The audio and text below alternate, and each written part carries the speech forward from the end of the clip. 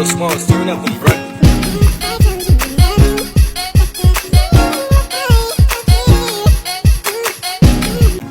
Real small, stirring up them breakfast.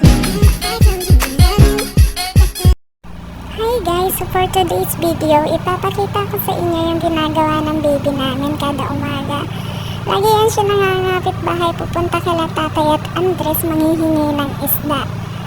Mahilig kasi sa isda yung baby namin kasi lumaki na din siya dito sa Palawan. So humingi na nga siya ng lagayan sa akin at binigyan na din siya ni Tatay ng isda. Uuwi na sana kami pero tinawag pa siya ni Tatay at may pahawal pang isda. Napakahilig talaga kasi ng bata na to sa isda. So ayan na nga, uuwi na nga siya at dala-dala ang isda na hiningi niya kay Tatay.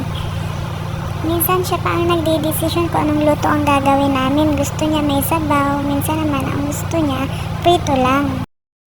So tinulungan ko na nga siya dito magbuhat kasi nakita kong nabibigatan na siya.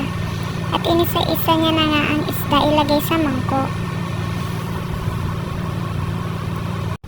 Diba? Bata pa lang ang anak ko, marunong na dumiskarte ng ulam. Yan. Tuwang-tuwa pa nga siya sa isda kasi malaki. Binibilang niya pa yan kung ilang piraso. 2 years old pa lang yung anak ko pero napakatalino niyan.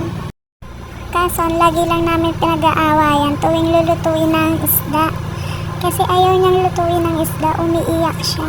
Gusto niya kasi ilagay lang sa Tupperware tapos paglaruan niya. Ayan, nananakot pa nga, tinatakot pa ako ng bata, nananakot pa, diba? So, yun lang guys, share ko lang sa inyo kung ano ang ginagawa ng anak ko every morning. Thank you!